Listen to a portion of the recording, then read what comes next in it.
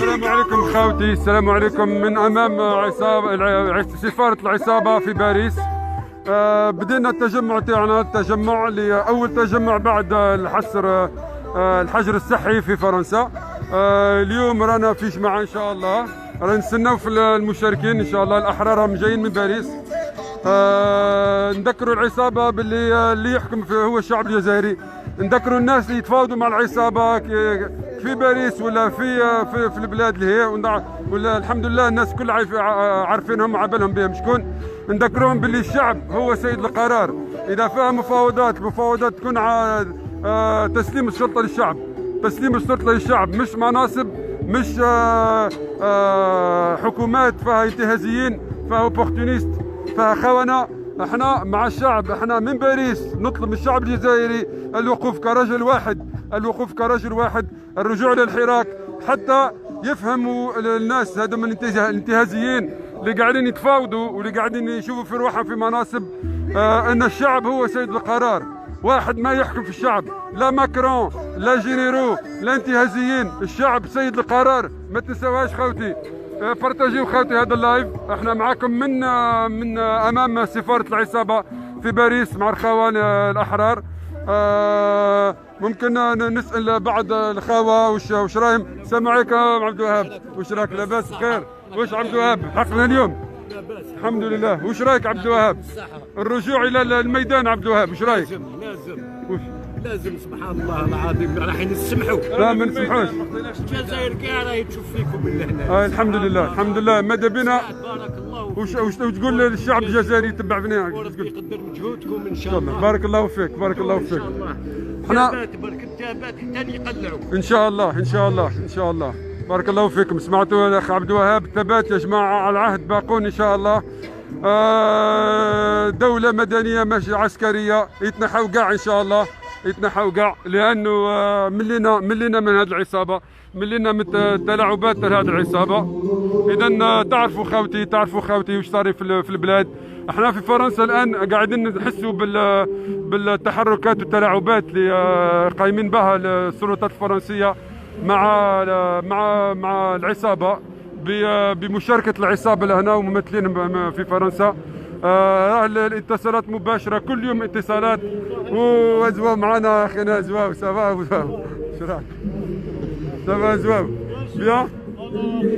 واش رايك راك ديريكت؟ رانا ولينا يتنحاو كاع ان شاء الله، يتنحاو كاع ان شاء الله. يتنحاو كاع، ماشي شعار يتنحاو كاع سي فري، ما نلعبوش. هذه فعل مش شعار. نحاول كاع مش شعار يا جماعه، نحاول كاع هو سياسه الشعب. سياسه الشعب الان هي الثوره الشعبيه، ما يتنحاو كاع وبعدها نتفاهموا على مرحله انتقاليه، نتفاهموا على شخصيات وطنيه. لكن الان اهم شيء يتنحاو كاع ويعرفوا السلطات الفرنسيه ويعرف العالم كامل ان الشعب الجزائري هو سيد القرار. ما كانش مع الشعب واحد يقرر، ما كانش واحد ياخذ قرار ولا يتحكم في الشعب. الشعب الجزائري سيد القرار. هذه السفارة، هذا المبنى اللي تشوفوا فيه خوتي في باريس عبارة عن سكوات ساكنين فيه ناس مش شرعيين، ناس مش شرعيين يجوا بالسيارات تاعهم. خوتي كتشوف السيارات الاودي، سيارات المرسيدس، سيارات دبلوماسية.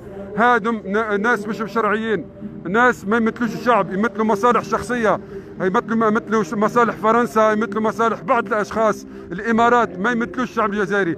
هذا المبنى اللي تشوفوه امامكم مبنى الشعب الجزائري، مش مبنى حكومة، مش مبنى عصابة، مبنى ملك للشعب الجزائري ان شاء الله. يعني لازم تكون على بالكم في رايكم انه قصر المرادية، قصر الشعب، السفارات، الوزارات هي مباني شعبية، مباني ملك مش للدولة، ملك للشعب. فالشعب هو اللي يحط ناس يديروا البلاد، مش الناس اللي يجيوا من اوامر دياراس واوامر فرنسيه هم اللي يديروا البلاد.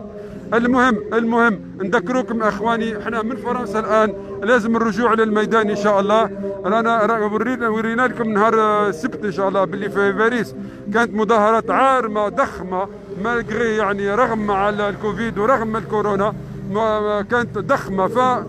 فماذا بينا ان شاء الله رغبتنا ان الشعب الجزائري، احنا الشعب الفرنسي مش يؤشع، لا مش اشجع منا ولا ما يحبش الحقوق اكثر منا.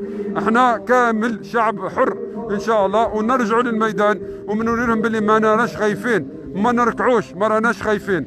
اذا يا اخواني يا اخواتي، شو نخليكم شويه مع الجو هذا اللي درناه في باريس ان شاء الله.